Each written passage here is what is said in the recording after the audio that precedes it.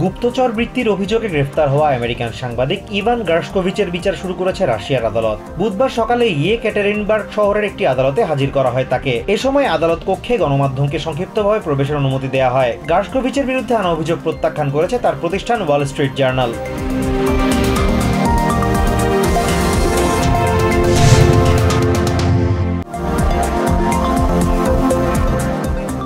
নিজ জন্মভূমি অস্ট্রেলিয়ায় পৌঁছেছেন উইকিলিক্সের প্রতিষ্ঠাতা জুলিয়ান অ্যাসাঞ্জ। বুধবার তাকে বহনকারী চার্টার্ড বিমানটি অস্ট্রেলিয়ার ক্যানবেরায় পৌঁছায়। বিমানবন্দরে অ্যাসাঞ্জের স্ত্রী স্টেলা এবং বাবা জন শিপটন সহ শুভাকাঙ্ক্ষীরা তাকে স্বাগত জানান। এর আগে মঙ্গলবার আমেরিকান টেরিটরি নর্দার্ন মারিয়ানা আইল্যান্ডের আদালতে গোপন নথি চুরি ও ফাঁসের অভিযোগে দোষ স্বীকার করেন অ্যাসাঞ্জ।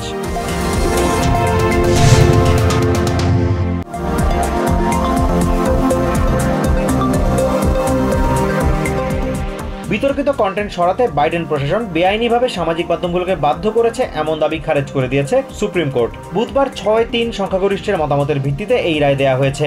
রায়ে বলা হয়, সরকার সংবিধানের প্রথম সংশোধনীর মত প্রকাশের স্বাধীনতা লঙ্ঘন করেছে। বাদীপক্ষ তা প্রমাণ করতে পারেনি।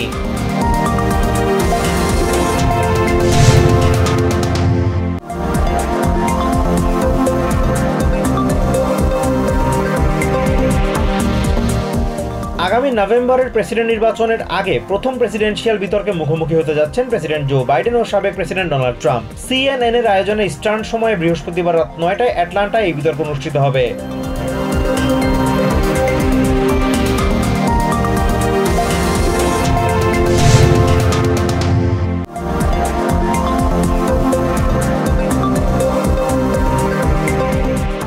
নিউ ইয়র্কের 16th কংগ্রেশনাল ডিস্ট্রিক্টের ডেমোক্রেটিক প্রাইমারিতে জয় পেয়েছেন ওয়েস্টচেস্টার কাউন্টি এক্সিকিউটিভ ইসরায়েলপন্থী জর্জ ল্যাটিমার। প্রাইমারির সব শেষ ভোট গণনায় প্রায় 58% ভোট পেয়েছেন ল্যাটিমার, আর প্যালেস্টাইনপন্থী জামান বোমেন পেয়েছেন প্রায় 42% ভোট।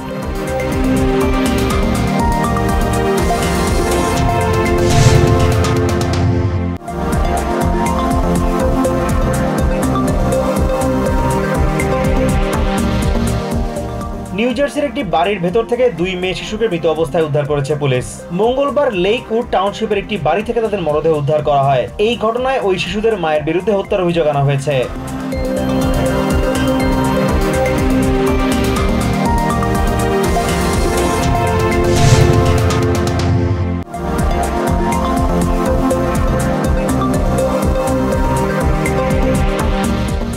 ইসরায়েলের সামরিক অভ্যুত্থানের আশঙ্কা করছেন দেশটির প্রধানমন্ত্রী বেঞ্জামিন নেতানিয়াহুর স্ত্রী সারা নেতানিয়াহু। মঙ্গলবার ইসরায়েলি সংবাদ মাধ্যম হ্যারেটস এর এক প্রতিবেদনে কথা জানানো হয়। গত সপ্তাহে হামাসের হাতে জিম্মিদের পরিবারগুলোর সঙ্গে এক সাক্ষাতে সারা ওই আশঙ্কার কথা জানান।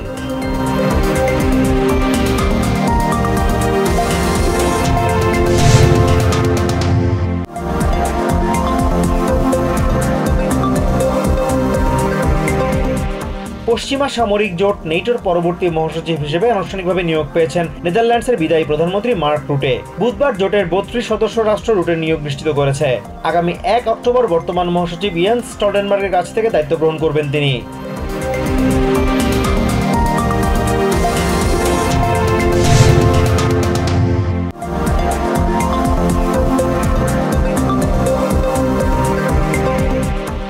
কিছু আইনি জটিলতা থাকলেও লন্ডনে অবস্থানরত বিএনপির ভারপ্রাপ্ত চেয়ারপারসন তারেক রহমানকে দেশে ফিরিয়ে নিতে জোর কূটনৈতিক তৎপরতা ও আইনি কার্যক্রম চলমান রয়েছে বলে জানিয়েছেন বাংলাদেশের প্রধানমন্ত্রী শেখ হাসিনা। বুধবার জাতীয় সংসদের প্রশ্নোত্তর পর্বে এক প্রশ্নের লিখিত জবাবে একথা জানান তিনি।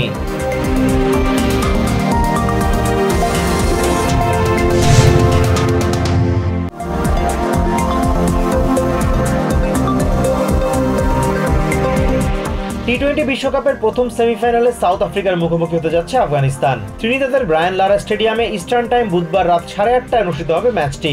সুপার 8-এ নিজেদের শেষ ম্যাচে বাংলাদেশকে হারিয়ে এবারই প্রথম সেমিফাইনালে উঠল আফগানরা।